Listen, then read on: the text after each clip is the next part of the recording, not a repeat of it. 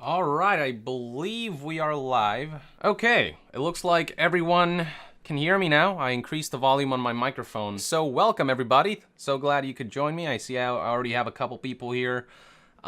So yeah, just ask away. I'm gonna be checking out the chat. And also, I think a few people on Patreon who couldn't make it left me some questions that I'll try to answer towards the end of this session. So, yeah, just have at it, folks. Let's see. Let's look at the chat real quick. Kitsune Windsor says, first live stream I've joined. Well, welcome.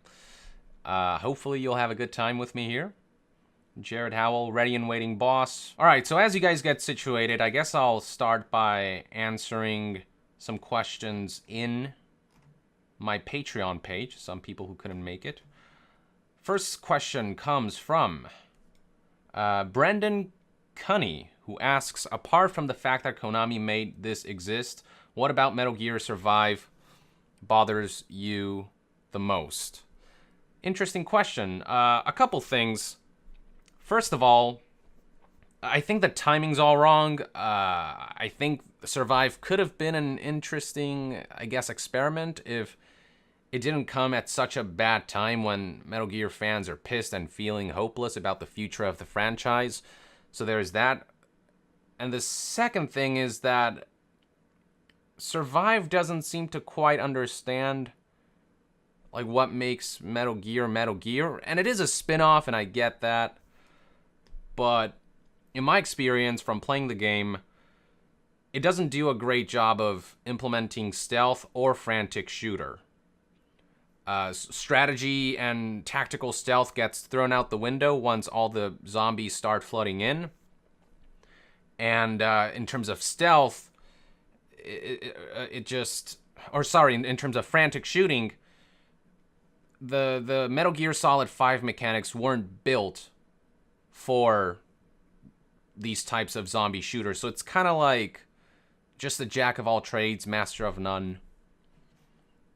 And I don't know, just of all the things they could have followed up with, Metal Gear Survive is what they picked, and that kind of bothers me. Not saying the game's going to be terrible, it's just terrible timing and not the best use of the Metal Gear name. I feel like Metal Gear Survive is struggling to find an identity. It's Metal Gear Solid 5, but also stealth, but also trying to be frantic shooter. All these different things. You know, with Metal Gear Rising, at least, you know, as ridiculous of a spin-off as it was, it kind of had an identity. You knew what it was going in there. And it just felt like its own thing. Metal Gear Survive just feels like an amalgamation of a bunch of different things that don't always mesh. So that's my answer on that. Let's see, we've got a couple questions here. Jared Howell asks, in what ways has Metal Gear Solid impacted your personal philosophy? That's a deep question. Wow. I mean, I guess with one of the coolest things about Metal Gear Solid 5 is the idea of locking Chapter 3 piece, which is that cutscene that leaked, locking that on how many nuclear weapons are out there.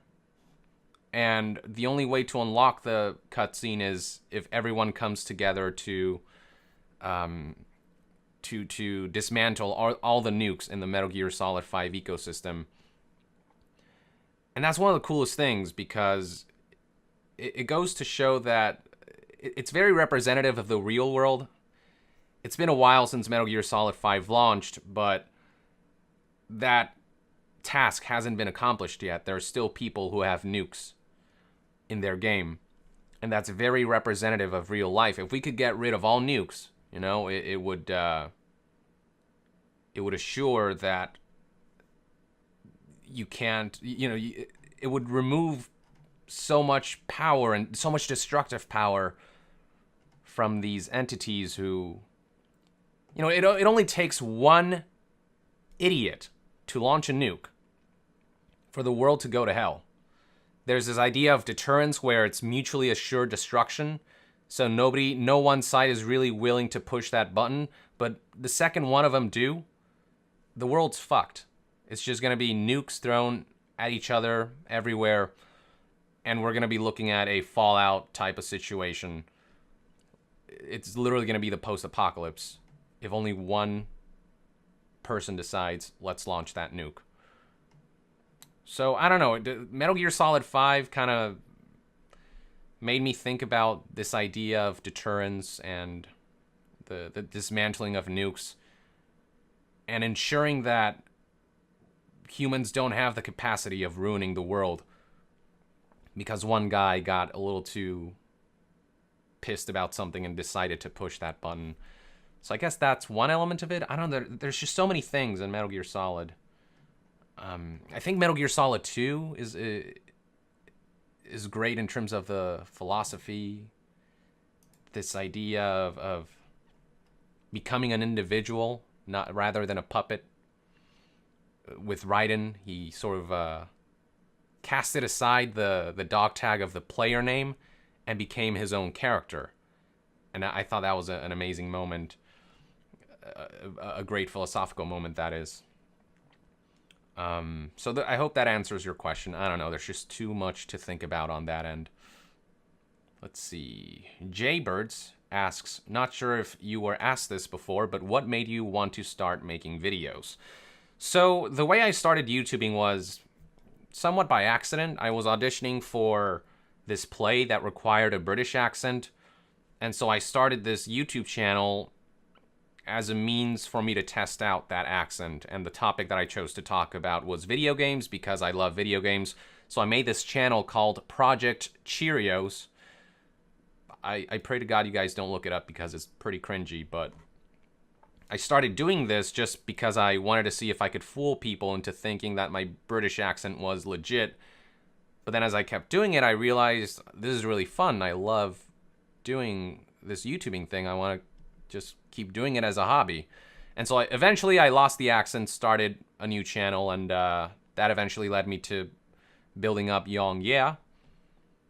And eventually I was approached with, partnership opportunities from networks who would help me earn money through this medium. And that's when I realized, wait, I can actually make a living out of this. And I really got into it in my second year of college. And I remember being so distracted by, my grades. I'm usually, one of those, A students. My grades started to drop once I started YouTubing because I was getting so distracted by the video that I want to make next. And that's sort of when I realized that I'm really passionate about this and that college may not necessarily be for me. So after my second year, I decided to take a break from college, see where this YouTube venture takes me, and if it goes somewhere, I'll stick to this. And fortunately, things went really well on that end. I mean, it was a tough decision because ever since childhood, my parents have always been about, study, become a doctor, become an engineer, become a lawyer or whatever. And for me to make such a sudden shift to doing this YouTube thing that in which there's no guarantee that you'll succeed is it was tough, but it was so much fun and I felt drawn to this. So I knew that I at least had to try, and I'm so glad that I did because I've managed to build up this amazing community. You guys have been truly amazing with being supportive and watching my videos and being receptive to them, giving feedback, both, positive and criticisms. And here I am. So I hope that gives you somewhat of a summary of how I came to be here. Love sniping. How drunk do you think I am considering I've been in Miguel, Spain for 4 days now? Hey, Mike. How you doing? I'm going to guess pretty drunk. You posted on the Discord chat that you were drinking this. You were with your mom and having drinks or whatever. I'm assuming that's kind of what you guys are going to be doing for most of your days in Spain. To follow up, what's your favorite alcoholic beverage? I like my Southern Comfort Black Cherry. I'm not much of a beer guy. I drink beer if I want to get drunk. I know a lot of people drink beer and they're like, oh yeah, the nuttiness of the flavors really come together to... I don't get it. To me, when I drink beer, it's kind of gross. But I deal with it just, you know, if I want to get a buzz, if I want to get drunk. I really like champagne. I honestly, I'm like a girly drinker, if you will. I like mixed drinks. I like drinks that, I don't know if that's just a stereotypical thing. I don't think it has to be girly. Like, I don't think a man has to love whiskey or whatever, the strong drinks to be a manly drinker. I just like drinks that taste good, is my answer. Like Long Island, something. I'm not great with drink names, by the way. I don't drink very often. I don't go to bars often, so I don't know the names of my drinks, but I know there's the Long Island something is one that I really like.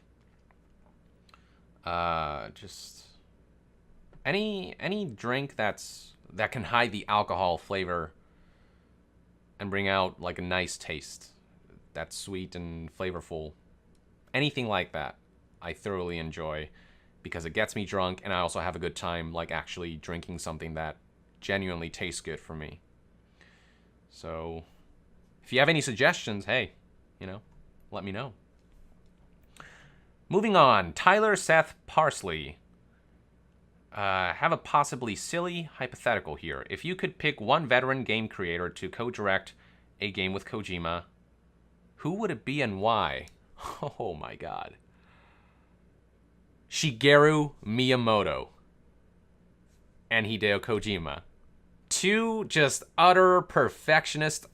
I don't know if that would be a bad idea. I feel like they might clash because they're such perfectionists and have such clear ideas of what they want that if you pit those two together, their ideas might clash. But if they can manage to agree on a project and work together and have this singular mind, I mean, putting those two creative brains together in one room, I can only imagine what that would culminate into. That's an interesting idea, I think. Put Miyamoto and Kojima in one room. And maybe like Todd Howard. I feel like Bethesda games are grand in scope and I love them, but they're super buggy and they lack a certain polish and perfectionism. So I think if you bring the scale of a Bethesda game with the perfectionist mindset of Kojima and kind of, yeah, bring those two together, that could be an interesting combo. So, that's an interesting question. Thanks for asking that, Tyler. Let's see. Kitsune asks, have you considered reviewing anime and comics? Also, how do you feel about making games hard just because you can without added fun besides difficulty? Have I considered reviewing anime and comics? Not really. I do enjoy anime, comics, and manga, but I just like to, I guess, keep those experiences to myself. There are certain things that I don't want to like review. For example, like Nintendo games, you may have noticed that I don't often cover Nintendo games. I don't often review their games and all that. And that's because for me, I don't know, Nintendo games have a special place in my heart. I grew up with them. And so I want to keep those experiences to myself. I want them to be my memories and get away from having to rush through a game to get the review out on time or having to play the game artificially to record the best footage for the review and stuff like that. I just want to play those games when I'm just laying down in my bed and just relaxing and being me rather than being YongYea the YouTuber. So these are vices that I enjoy, but prefer to keep to myself, if that makes sense. So for now, I'm going to have to say no on the reviewing anime and comics. How do you feel about making games hard? Just because you can without... So I guess what you're trying to say is, how do I feel about, like, raising a game's difficulty? I usually just play on normal. That works for me. I personally don't... I guess I don't have time for games to be too hard, because it just means I have to spend more time per level, per encounter, or whatever. I like it just challenging enough where I have to be engaged, but not so hard where I have to spend hours upon hours just to beat this one thing. The most I've tolerated on that front was like Bloodborne or Dark Souls, because those games are just so great in their atmosphere, the gameplay mechanics and stuff like that. So I played those for a couple hours and had a great time, and there is a satisfaction in overcoming tough games or hard difficulty, but I guess I just don't have the time to go through that process because of the YouTube thing and whatnot, and sometimes I just don't have the patience. I just want to see what's next in the game's story or whatever. I want to see what the next level is, so I just play on normal. Let's see. Kitsune Windsor asks, do you like sake? Yeah. The Korean version is called, why do I forget? It's sake and soju, which are, I don't know, pretty similar, I think. I do like those drinks, actually. They're light in the alcoholic bitterness and burn, but get the job done. And, yeah, sake's great. I found that I enjoy it more than something like whiskey, which to me is just, it's too bitter, and I personally don't get the appeal in it. Maybe I have to drink it more and kind of really smell the flavors or something and explore it a little more, because I do hear it's an acquired taste. You don't drink whiskey and then immediately go, this is the nectar of the gods. It's like one of those things you keep consuming until you start to develop a taste for them. So, you know, maybe I'll try that someday, but sake's good. Whiskey, not so much. Let's see.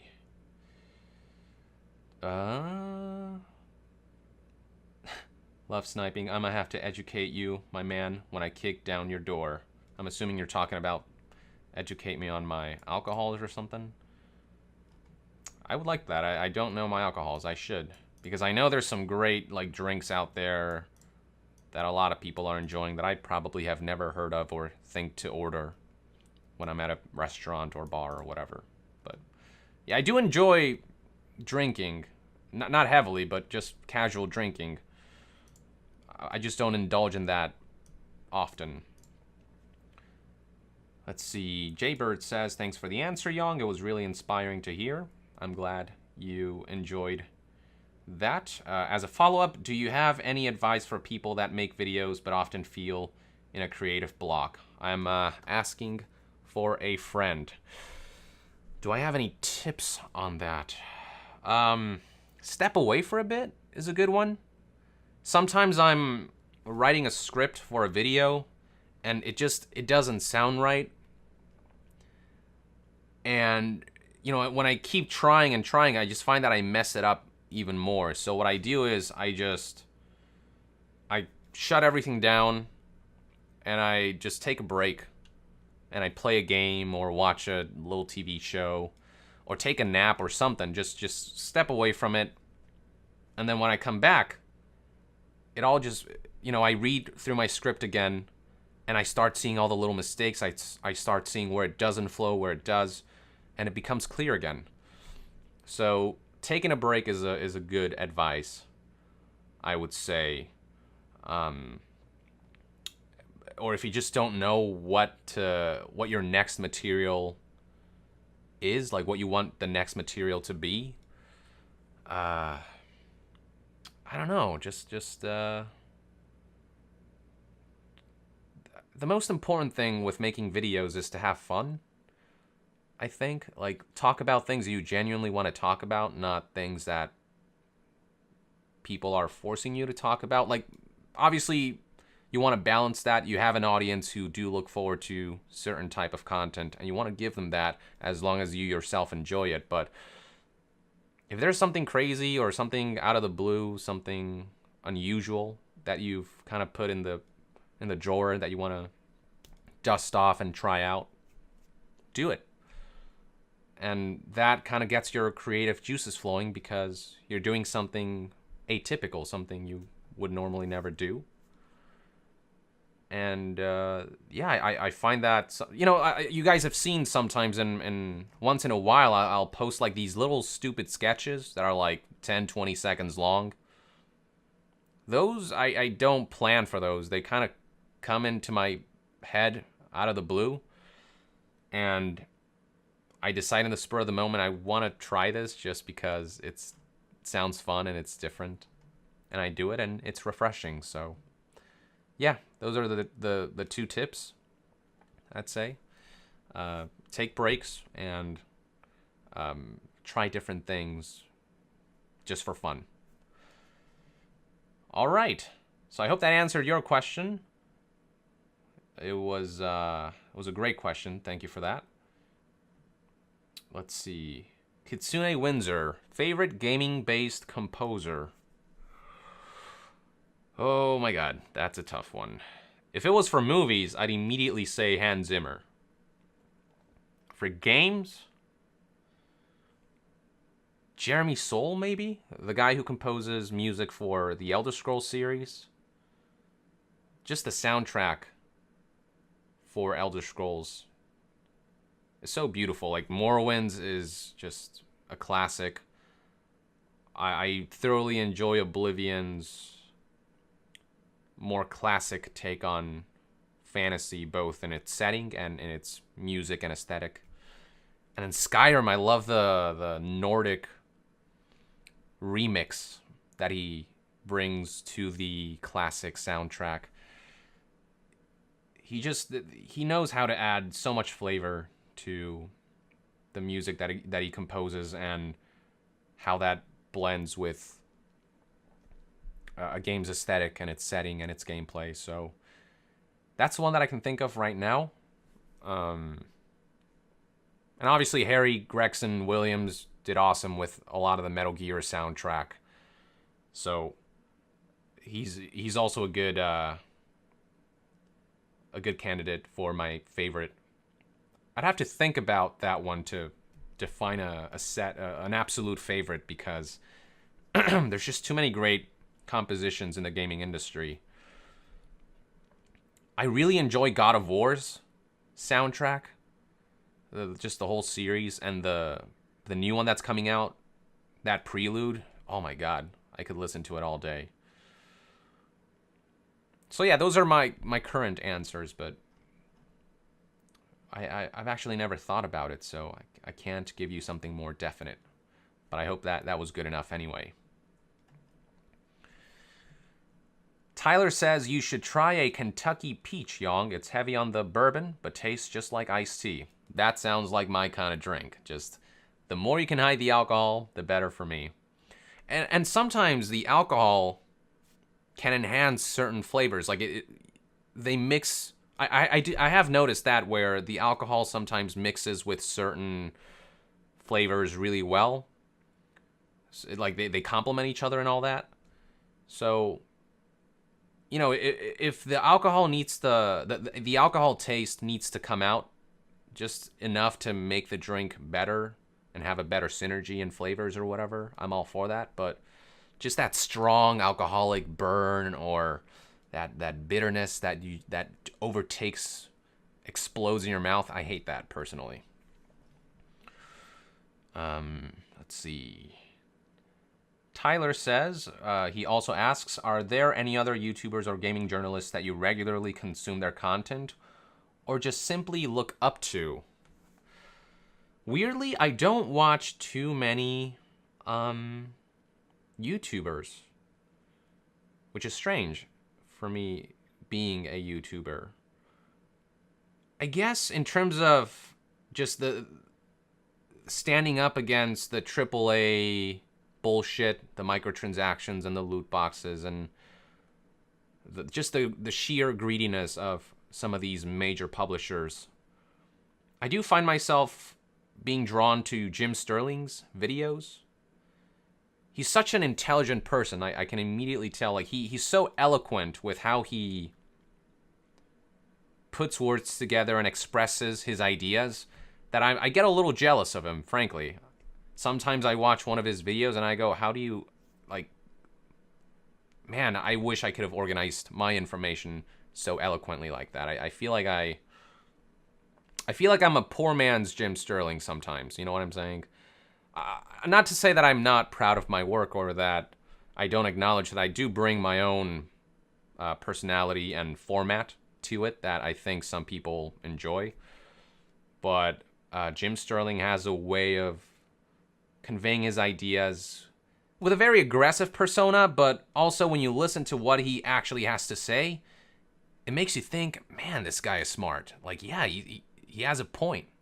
And he makes so many great points in all of his videos. And then in terms of, I guess, journalists, Jason Schreier from Kotaku, he broke so many stories, like the whole Mass Effect Andromeda fiasco, what happened behind the scenes, that whole troubled development history. He investigated that and then brought that to light. He did the same with Visceral Games. There's a recent article that I highly recommend you check out that I want to make a video about. And he's just like a genuine investigative journalist who goes out of his way to really, really explore a story. I feel like most other journalists just kind of echo what's already happening.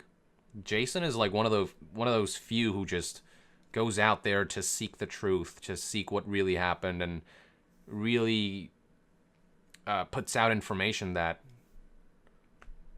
you'd otherwise have no idea about. So I appreciate his work ethic, and his work in general at Kotaku.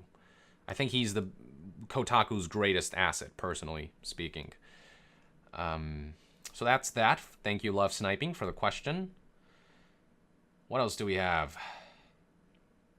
Love Sniping, what's your cat's name? Yes, I do have a cat that... how do you know about the cat? Oh, yeah, that's right. He was in the video that I sent you, the Patreon exclusive video that I sent you, the video request that you made. What's my cat's name? Her name is Young, which is the onomatopoeia, right? That's what it's called, the sounds that are spoken. The onomatopoeia in Korea for how cats meow. So in the United States, people say meow meow.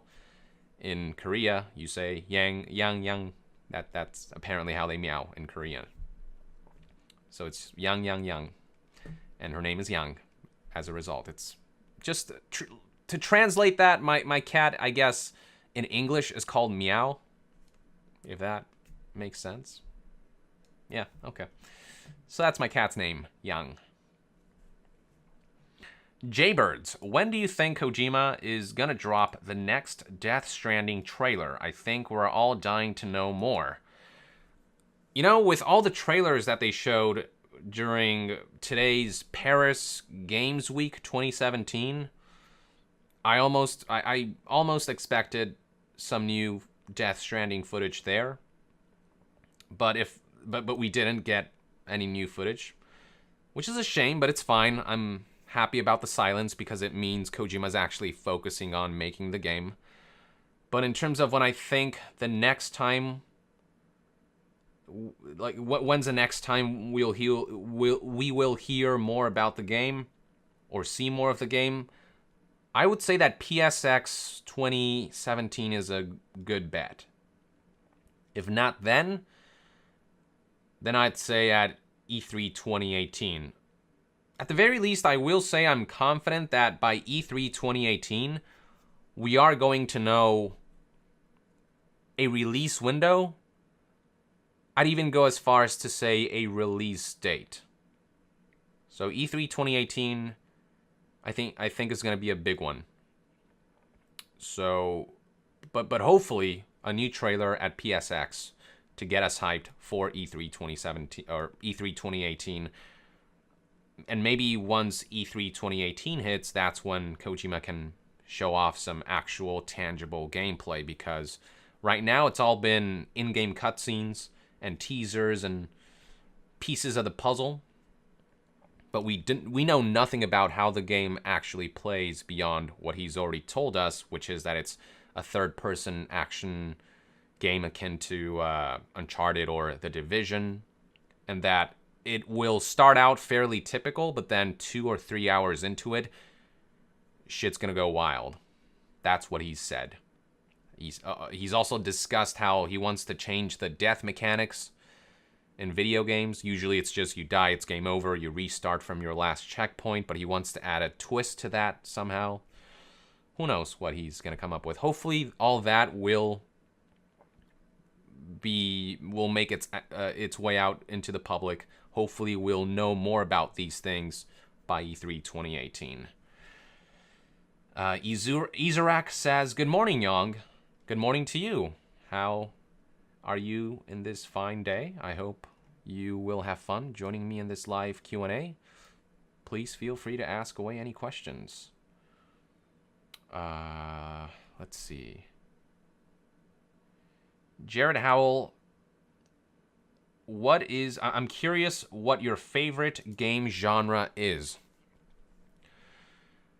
Oh man, it's a close one between RPG and stealth. But the great thing about many RPGs is that you can play them stealthily if you want to, which is what I love about Elder Scrolls. I always pick like rogue archetypes and play as stealthily as I can, so I blend the two genres always. But yeah, I'd say that open world, like Western RPGs, like Elder Scrolls, those are definitely my favorite type of games. I love just exploring. I love just going out there and experiencing stories on a whim, upgrading my character, feel myself become stronger, get new abilities, and all that. And if I can mold my character into a stealth type of archetype, even better. And then after that is, of course, games like Metal Gear Solid, stealth-based. Dishonored is a great series, I think. I remember enjoying Splinter Cell back in the day. Hitman's pretty cool. The new one, I think, is very dynamic and open world sandboxy, which is nice. So I'd say those two are my favorite. I generally enjoy JRPGs as well, but I feel like I often find that they're just sometimes way too long. The main campaign by itself usually takes like 90 hours in most JRPGs to complete. But I like series like Final Fantasy, and I'm not talking about 13 because that game I'm not a big fan of, but some of the older Final Fantasy games like Persona, the new Persona 5 is pretty stellar. So that's a good rundown, I'd say. So fantasy RPG, or not even fantasy, just any type of open world RPG. It could be Cyberpunk, which is why I'm so looking forward to Cyberpunk 2077. And that's why I enjoyed Deus Ex. Although I thought Mankind Divided was a little disappointing for a sequel, but yeah, I'm rambling now. Basically, open world RPGs, stealth, top two. Let's see. Love sniping. If you could be saying something to Soderlund, the CEO of EA, and get away with it, and have it affect the company, what would it be? There is so much I want to say to him. I don't even know where to begin. And frankly, I don't even think it would have an effect on the company, even if I did say these things. Because these guys are so blinded by money.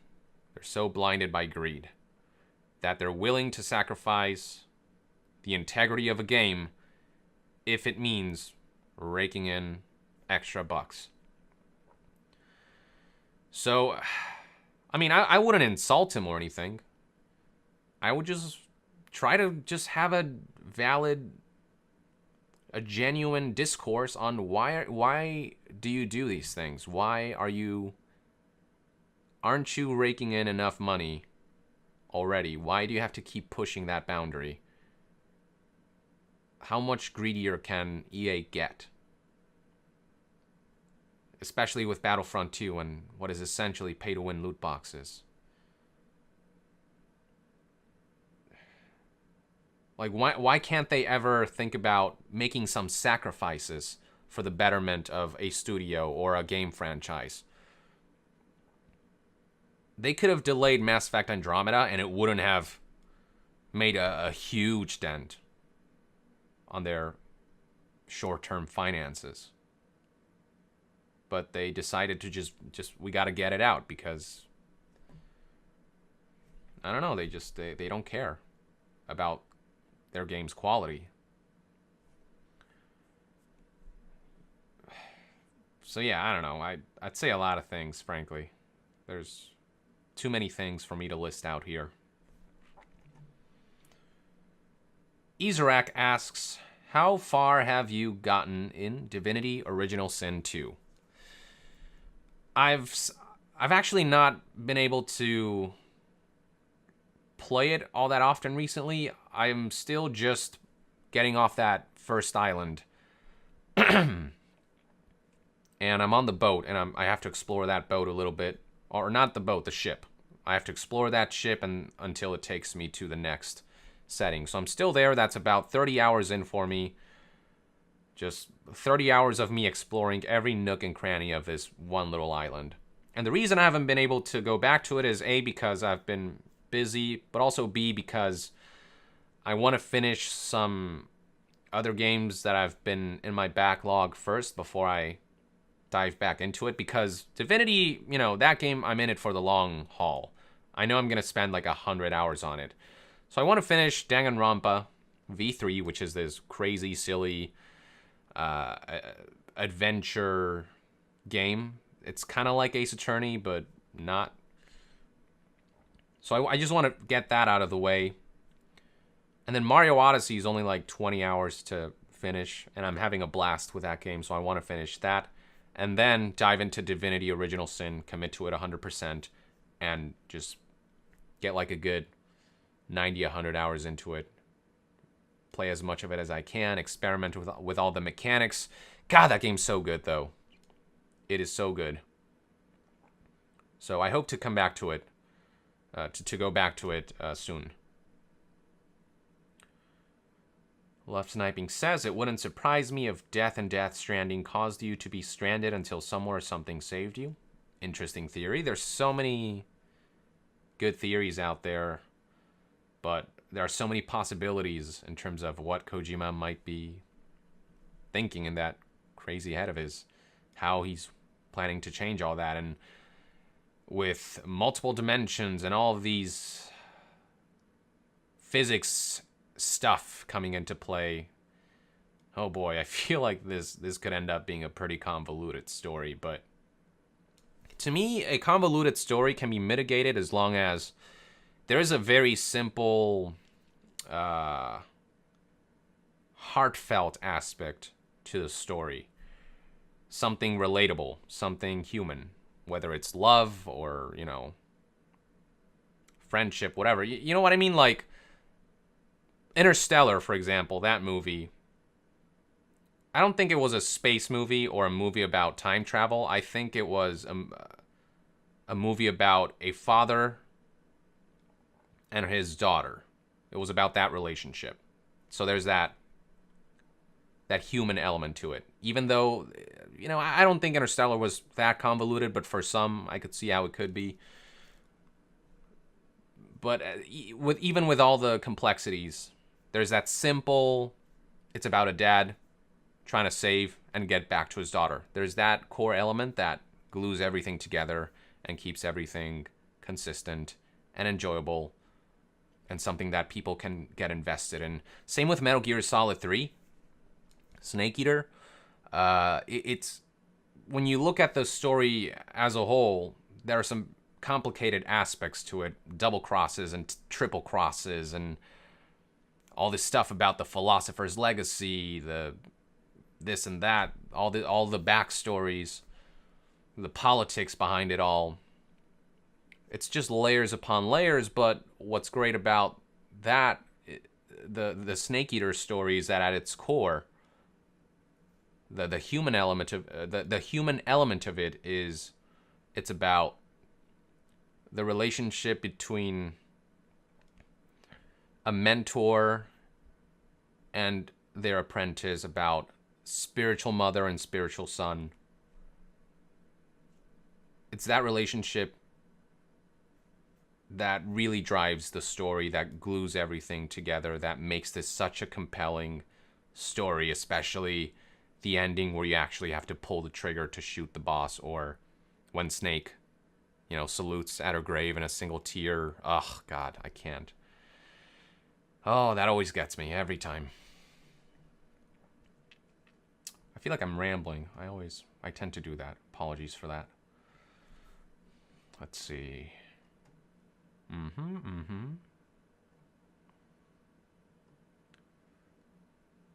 Tyler asks, do I have a favorite Resident Evil character? Easy. Leon S. Kennedy. My man.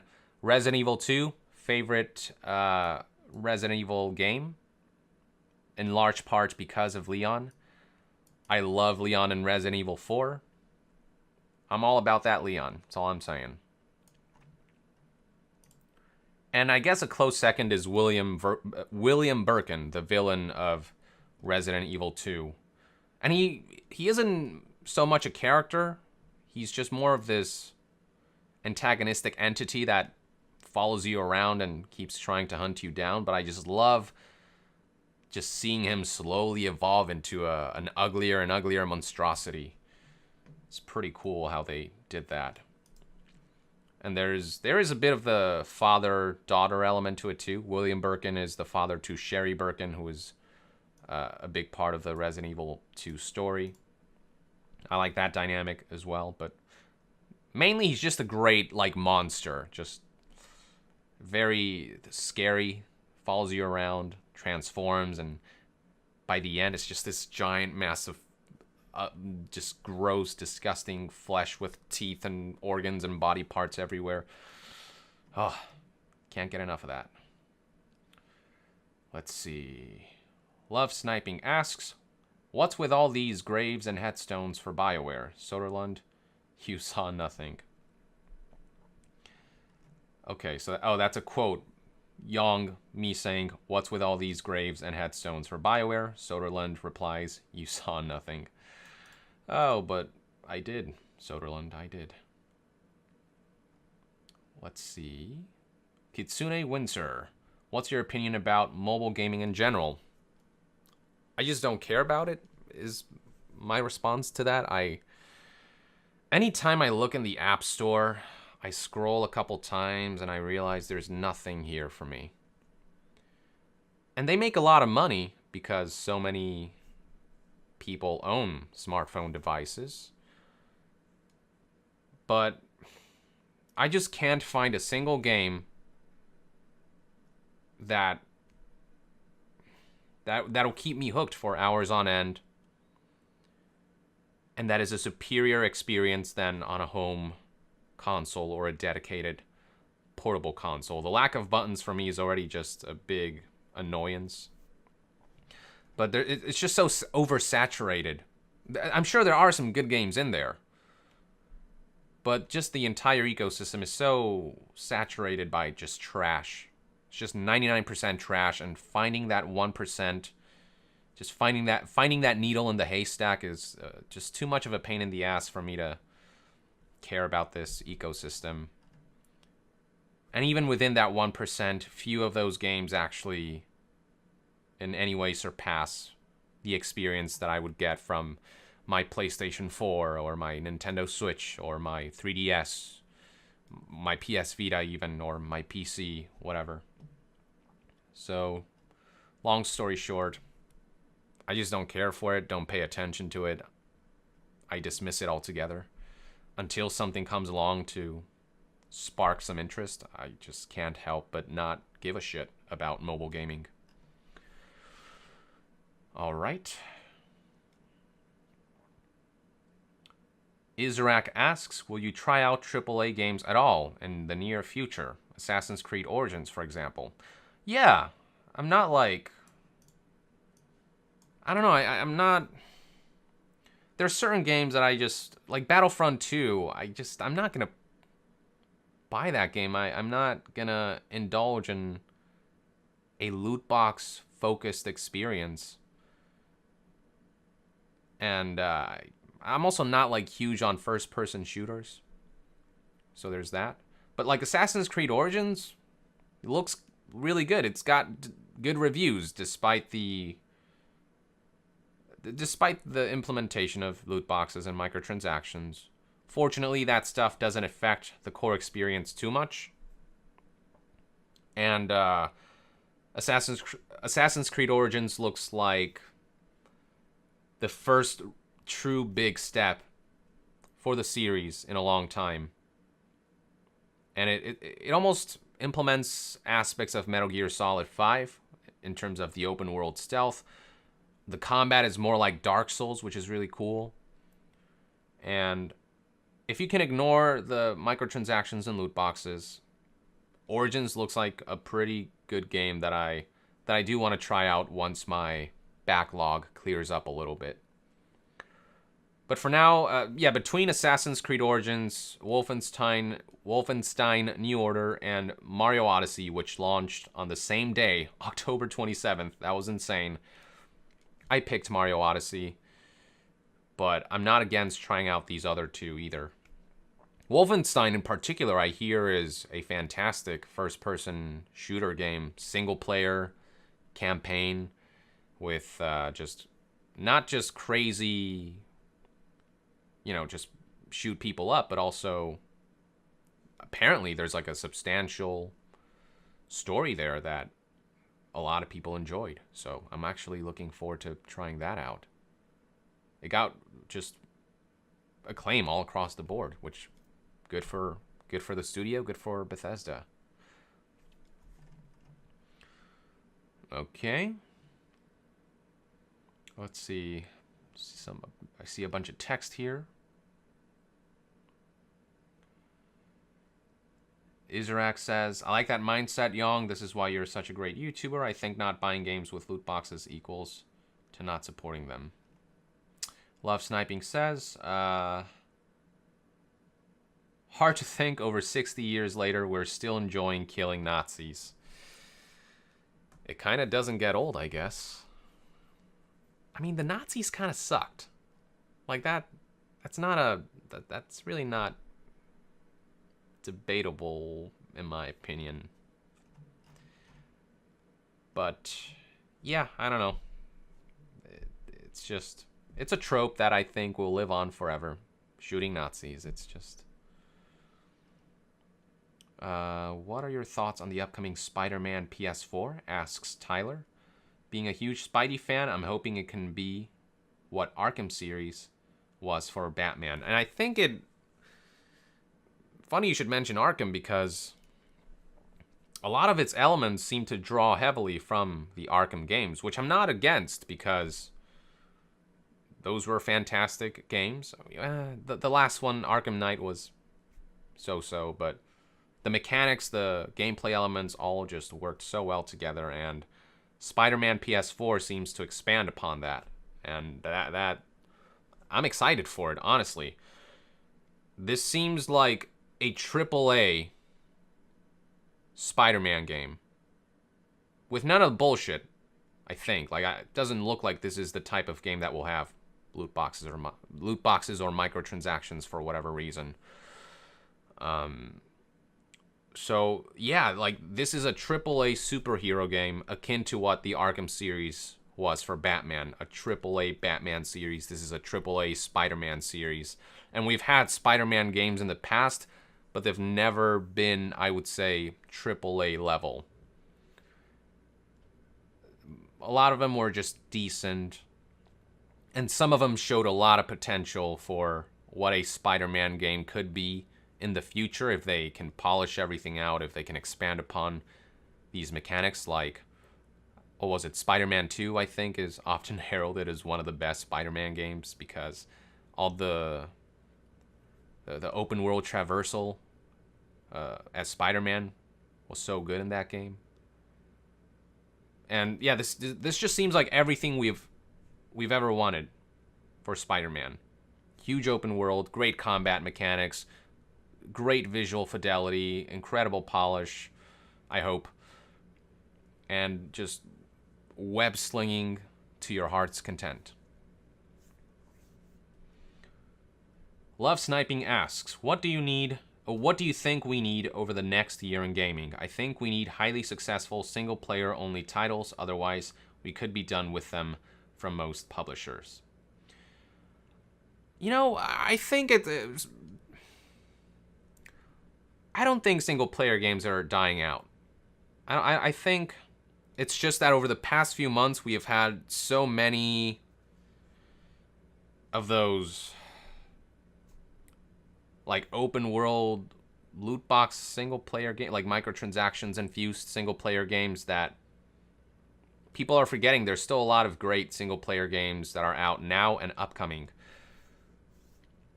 I think Sony and Nintendo in particular are really pushing the boundaries on, or really helping the single player linear adventure whatever experience to stay alive.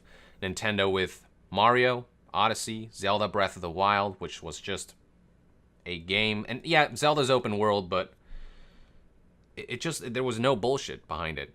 And you know, there's the season pass, but I actually find the season pass to be worth the $20 asking price, so it's not like this terrible thing.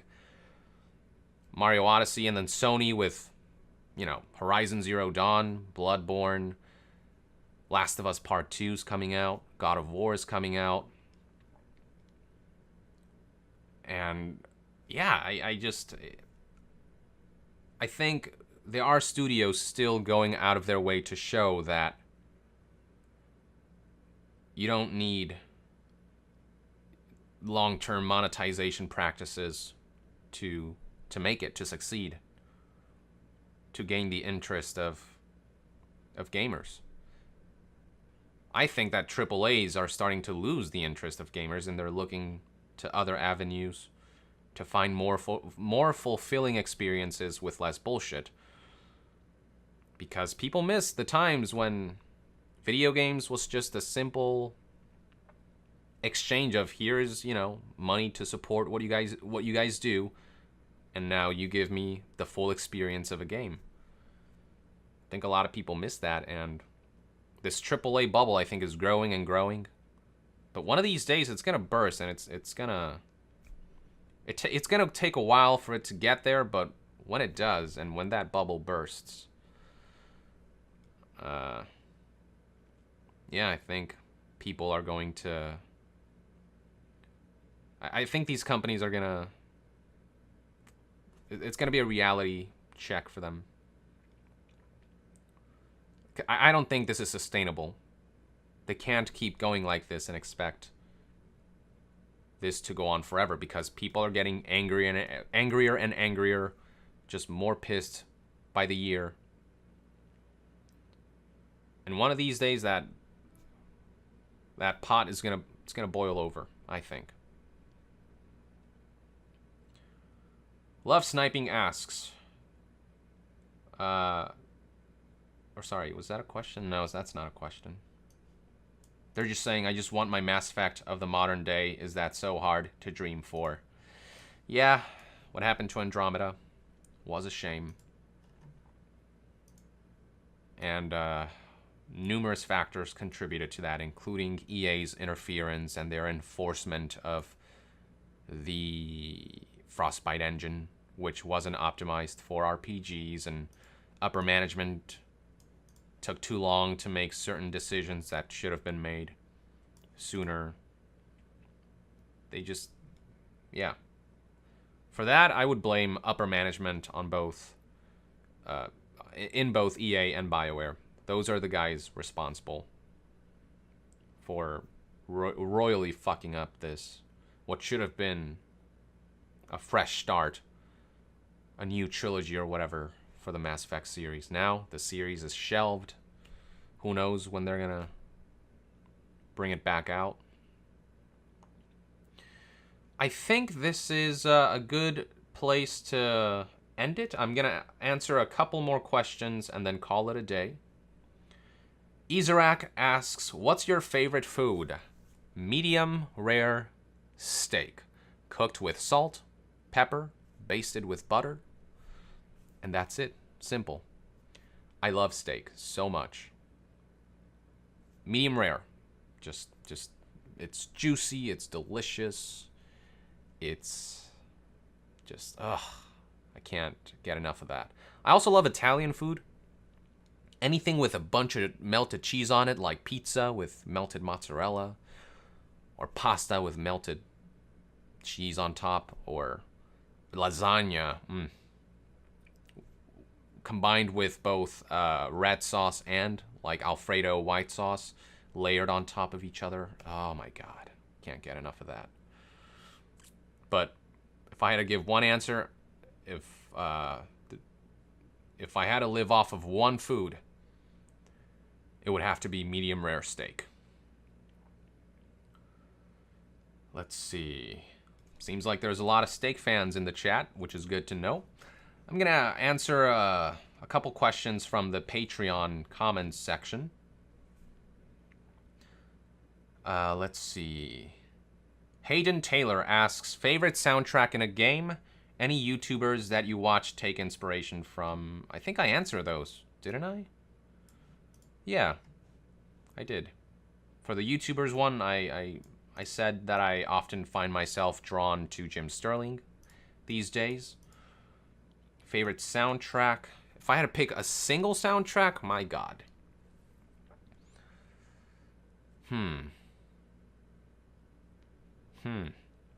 It's definitely something from Metal Gear Solid, I can tell you that much. But I'm just trying to pick one from that. It might be Encounter, or is it called Encounter? On Metal Gear Solid Encounter. It's called Encounter, I believe. Yeah. Encounter. From Metal Gear Solid. It's the music that plays when you get detected. Dun dun dun dun dun.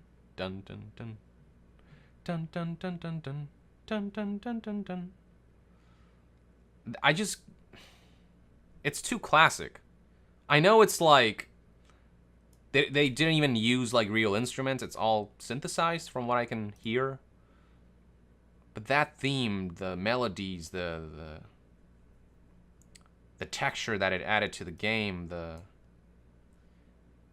I don't know, it conveys so much. I feel like in terms of the technical aspects of the soundtrack, it's definitely old and primitive, but the artistic elements of it, as pretentious as that sounds, is unforgettable. It's one of those soundtracks that are too classic for me to not say that it might be my favorite in the video game medium. But I don't know, there's too many for me to say for sure that that's it. That's just the one that I can think of right now. So yeah, I'd say for now I'll say Encounter from Metal Gear Solid. And finally, Hayden Taylor asks, do you think microtransactions will ever die, or will it just keep getting worse? I think it'll keep getting worse, and then eventually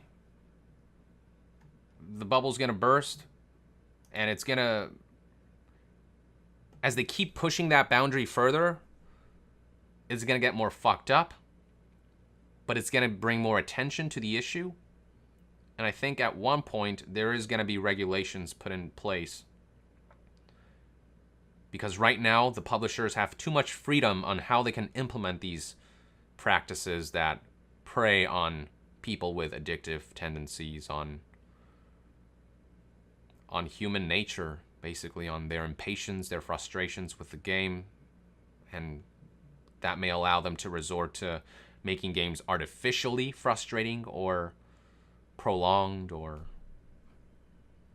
whatever, just to incentivize people to buy loot boxes. And I feel like it's going to get worse before it gets better. But I do think that one day there's going to be a day of reckoning for all of these practices where they're going to have to... They won't be able to get away with just implementing these types of things however they want. I don't think microtransactions and loot boxes will go away indefinitely. It's simply too ingrained in the gaming industry now for it to be gone forever. But I think they'll get more regulated. It'll get better. They will stop festering into these tumors that have serious adverse effects on the gaming experience. Like, again, with Battlefront 2, where the entire progression system is loot boxes, which I think is ludicrous. So, yeah. It'll get worse before it gets better. Final answer. With that, I think this is a good place to end it for today. Thank you, everyone who tuned in. I hope you had a good time. I did. Thanks for asking so many interesting questions, for being so supportive, for being as amazing as you guys all are.